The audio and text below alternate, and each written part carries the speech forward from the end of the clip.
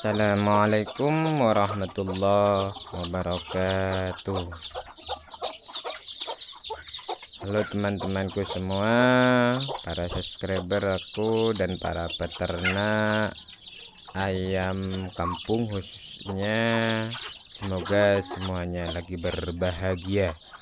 Kali ini saya akan membuat beberapa cara atau video mengenai bagaimana cara beternak ayam kampung.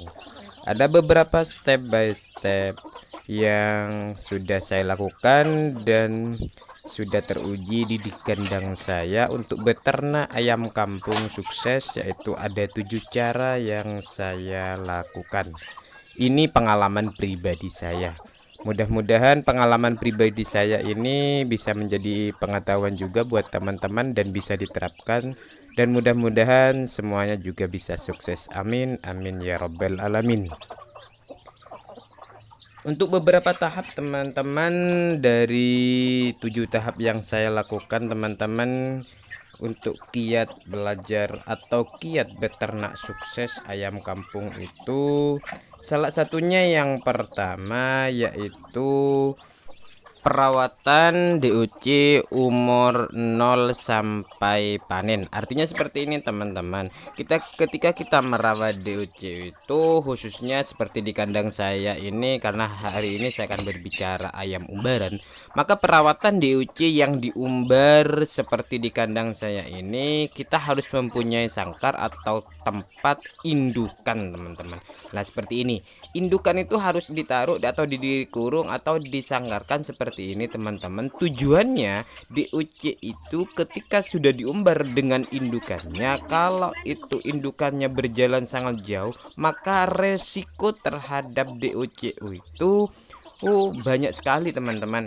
Resikonya sangat banyak sekali untuk DOC yang diumbar ketika ikut dengan indukannya. Salah satunya yaitu adalah predator seperti garangan atau biawak di perjalanan. Maka yang pertama tahapnya itu untuk perawatan DOC yang diumbar seperti ini, biasanya saya membuatkan sangkar untuk indukannya agar indukannya tidak jauh terlebih dahulu sampai umur 1 atau 2 bulan. Paling lama 2 bulan, tapi saya jarang sampai 2 bulan teman-teman. Biasanya 1,5 bulan sudah saya lepaskan karena DOC-nya sudah sehat untuk lari. Yang kedua yaitu menentukan kandang dan tempat kandang karantina. Artinya seperti ini teman-teman, kandang itu kita tentukan terlebih dahulu, baik kandang utama maupun kandang tidur untuk indukan yang lagi mempunyai anak atau DOC yang masih kecil. Kandang utama itu adalah satu untuk tidurnya seluruh indukan baik jantan maupun betina yang sudah dewasa, dan kandang yang khusus DOC atau ke tempat indukan dan DOC ini juga harus ditentukan teman-teman, karena ketika DOC dikumpulkan dalam satu kandang utama, biasanya DOC itu akan banyak bulian dari ayam-ayam yang sudah dewasa. Akhirnya DOC itu biasanya akan mati di pertengahan kehidupan jalannya teman-teman. Jadi bedakan antara kandang utama dengan kandang DOC. Selanjutnya yang ketiga, kiat sukses memelihara ayam kampung yaitu pakan ayam teman-teman. Nah, pakan ayam ini juga menentukan bagaimana arah kehidupan dan kesuksesan para peternak ke depan. Karena pakan ini juga menentukan reproduksi atau penghasil telur dan DOC yang akan didapatkan oleh indukannya. Kalau pakannya itu bernutrisi tinggi, protein tinggi, maka ayam itu akan bertelur dengan maksimal dan kesehatannya juga terjaga. Maka pakan itu sangat penting untuk difikirkan untuk semua para peternak pemula. Nah, untuk masalah pakan ini ada beberapa video saya yang sudah saya upload di sebelumnya. Kalian teman-teman para peternak pemula bisa dilihat di sana pakan yang bagus untuk DOC ataupun indukan ataupun pejantan.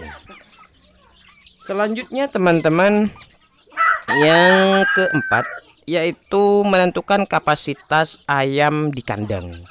Menentukan kapasitas ayam di kandang itu sangat penting teman-teman, agar tidak terlalu sesak bagi ayam. Jadi usahakan sebelum beternak tentukan dulu kandangnya seperti apa dan kapasitasnya seperti apa.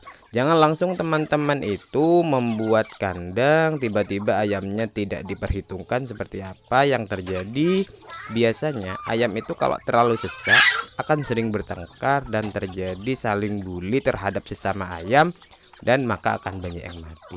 Dan setelah menentukan kapasitas kandang, teman-teman harus juga mempunyai kandang karantina khusus ayam. Kenapa harus punya kandang karantina? Ketika suatu saat nanti ada musim pancaroba atau perubahan cuaca, ayam banyak terkena penyakit biasanya atau virus, maka secepat mungkin ayam itu dikarantina di suatu kandang yang sudah dipersiapkan.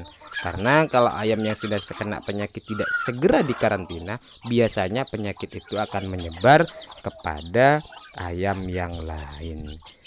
Selanjutnya teman-teman, pemberian vitamin atau jamu atau vaksinasi terhadap ayam.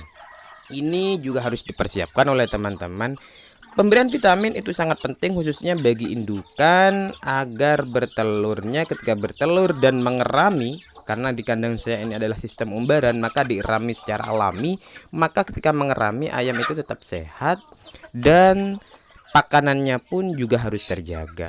Dan juga bisa teman-teman membuat jamu dengan jamu alami yang sudah banyak di sekitar teman-teman, bisa pakai kunyit, bawang dan sebagainya. Nah, itu juga sangat penting.